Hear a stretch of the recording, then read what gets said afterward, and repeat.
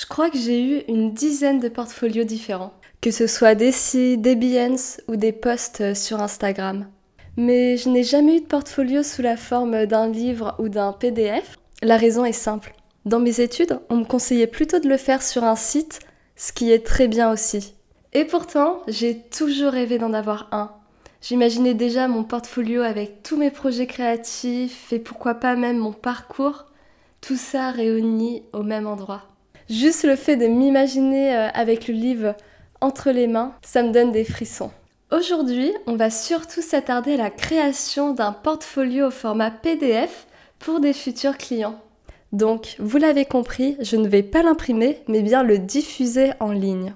Mais gardez bien à l'esprit que je compte vous faire une vidéo avec tous mes projets réunis dans un livre quand j'aurai un peu plus de temps et si ça vous intéresse également.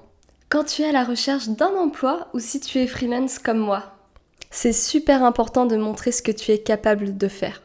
Pour ça, il n'y a rien de mieux que de montrer tes projets de vrais clients ou des projets fictifs si tu n'en as pas dans un portfolio. Comme je l'ai déjà évoqué, il existe plusieurs types de portfolios. Celui que j'ai le plus utilisé, c'est le site web. Ce que j'adore avec ce format, c'est que je peux vraiment détailler chaque projet. Il n'y a pas de limite côté création, je mets vraiment ce que je veux. Je peux jouer avec la mise en page et je peux même rendre tout ça interactif avec des illustrations animées par exemple. Au début, je me suis un peu perdue à vouloir montrer tous mes projets, même ceux qui n'étaient pas les plus qualitatifs. Mais j'ai vite compris qu'il fallait privilégier la qualité à la quantité. Donc maintenant, je sélectionne, je simplifie et j'ajoute ce qui me ressemble vraiment. Un autre format intéressant, c'est les réseaux professionnels comme Dribbble ou Behance. L'avantage de Behance, c'est qu'il est pensé comme un portfolio. Tu peux expliquer chaque projet, ajouter des visuels statiques ou animés. C'est vraiment super pratique et beau. Ce qui est cool aussi, c'est que tu peux être visible facilement sans avoir à gérer tout un site. Et quand tu débutes ou que t'as pas envie de te prendre la tête avec du code, c'est une super option. Le seul truc, c'est que t'es un peu plus limité qu'un site niveau personnalisation, même si sincèrement, je trouve que ça fait le taf. Et bien sûr, le dernier format, c'est le PDF. Là, c'est plus corporate et plus sobre. Tu l'as compris, c'est pas là que tu vas capter l'attention avec de l'animation. Mais justement, ça peut être un atout, puisque c'est facile à envoyer par mail, à consulter hors ligne, et tu peux même jouer avec la mise en page, les typographies, les visuels, dans le but de créer un PDF qui sera vraiment quali+++. Et c'est justement ce format que j'ai choisi. Pour une des premières fois de ma vie, j'ai pas eu besoin de moodboard. J'avais déjà une idée claire en tête de ce que je voulais. Bon, sauf pour la couverture, où là, j'avais pas vraiment une idée précise de ce que je voulais, donc je me suis dit, on verra ça à la fin. Après la couverture, il me fallait une page dédiée à qui je suis. Je suis donc partie sur une structure toute simple séparée en deux. À gauche, je parle un peu de moi, de mon parcours, de ce que j'aime et ce que je fais. J'ai privilégié des textes courts, simples, et j'ai bien sûr ajouté mes réseaux sociaux où je suis active. D'ailleurs, je partage régulièrement des tips et des créations là-bas, donc n'hésite pas à aller venir me suivre. Et puis j'ai mis une photo à côté pour qu'on puisse mettre un visage sur mon travail.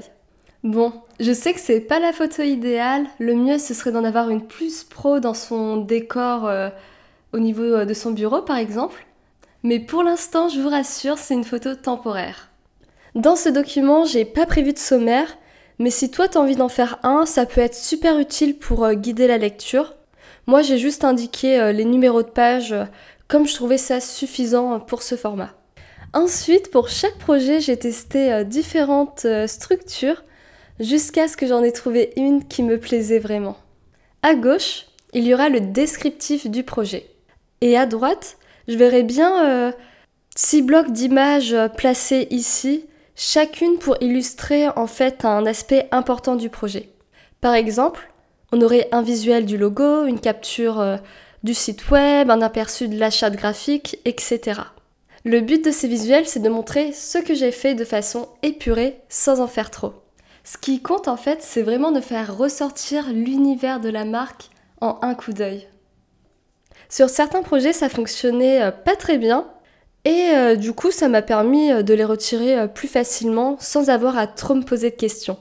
Pour les visuels, j'ai tout fait d'une traite et j'ai eu de la chance, j'ai pu réutiliser pas mal de contenu que j'avais déjà créé pour mes réseaux sociaux. Comme je prépare souvent mes posts à l'avance, au mois ou à l'année quand j'ai le temps. Là, par exemple, j'ai déjà ceux jusqu'à la fin de l'année et je commence à bosser sur ceux de l'année prochaine en retravaillant un peu ma stratégie parce qu'elle n'est pas encore totalement au point. Grâce à ce travail, j'ai gagné un temps fou et j'ai pu me concentrer sur d'autres détails du PDF comme quoi montrer réellement dans chaque projet. Généralement, je travaille sur des projets assez complets qui va toucher en fait à la création d'un logo, à un site web, à des illustrations. Vous voyez un peu le genre. Je pouvais pas tout montrer, donc j'ai choisi une structure assez simple. On aurait par exemple une image pour le logo, une autre pour le favicon. On pourrait afficher également une ou deux illustrations ou autres en fonction du contexte. Une autre pour les maquettes du site et une dernière avec la charte graphique qui serait éventuellement dans un mock-up. D'ailleurs, pour les mock-up, j'utilise surtout ceux de Mockup Design que je trouve franchement top. Je vous conseille vraiment d'y aller faire un tour si vous ne connaissez pas. Par contre, pour présenter les projets des mascottes, c'était un peu galère. J'ai trouvé ça moins évident à organiser visuellement, mais je pense avoir trouvé un bon compromis en mettant en valeur la mascotte, ses déclinaisons de poses et émotions et le guide graphique. Une fois que tous les visuels ont été créés, j'ai pu me concentrer en fait sur la partie de gauche de chaque projet. Au début, j'avais trop d'idées. Je voulais tout expliquer, mais je me suis rapidement recentrée sur l'essentiel. J'ai choisi une mise en page simple avec des typographies soigneusement sélectionnées. On voit qu'il y en a une en italite faite un peu à la main pour apporter ce côté un peu plus chaleureux. J'indique également l'année du projet, même si certains datent un peu, parce que je trouvais qu'ils étaient vraiment réussis et très professionnels, donc c'était plus avantageux pour moi de les garder. Juste en dessous, je mets le nom du projet avec une petite description en 2 ou 3 lignes maximum de ce que fait l'entreprise. J'indique ensuite l'objectif principal du projet, comme par exemple créer une identité visuelle et un site web destiné à tel public. Comme ça, on comprend direct ce que j'étais chargée de faire. J'ai aussi ajouté une section mission réalisée où je liste tout ce que j'ai fourni, même si on ne le voit pas forcément dans les images. Ça permet de comprendre toute l'ampleur du projet. Et pour finir, j'ai mis des petits badges avec les compétences que ça m'a demandé, comme logotype, UX, UI design, etc. C'est assez visuel et je trouve que ça résume plutôt bien. Avec du recul, je pense que ça aurait été intéressant d'ajouter des retours clients, avec par exemple un petit bloc pour chaque projet ou alors une page à la fin qui va regrouper tous ces retours.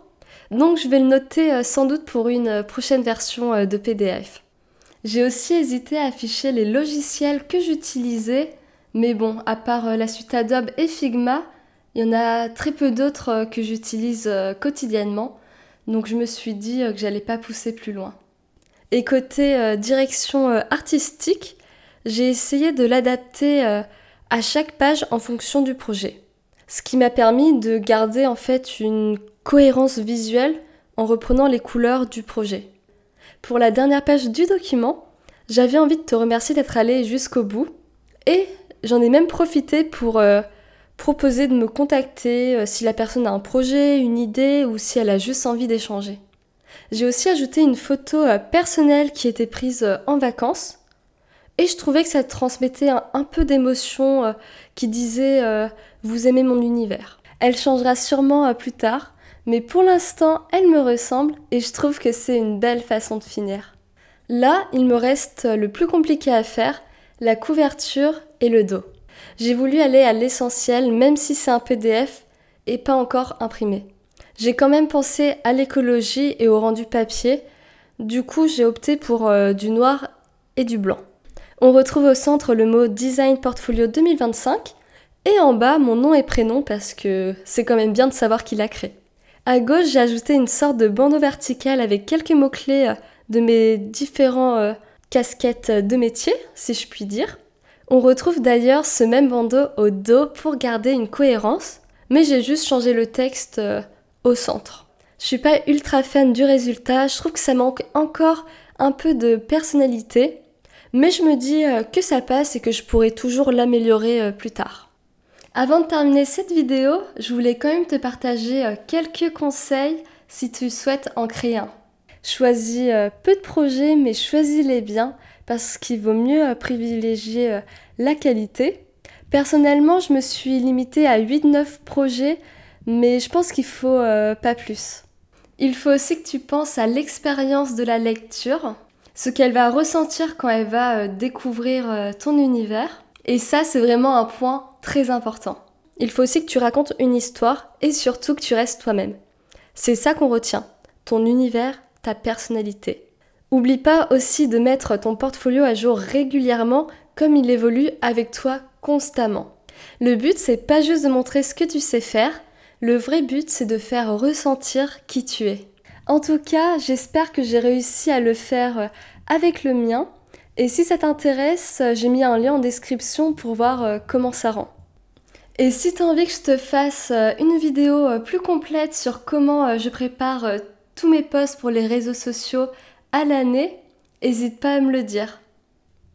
En tout cas, j'espère que cette vidéo t'a aidé à mieux comprendre comment créer ton portfolio PDF.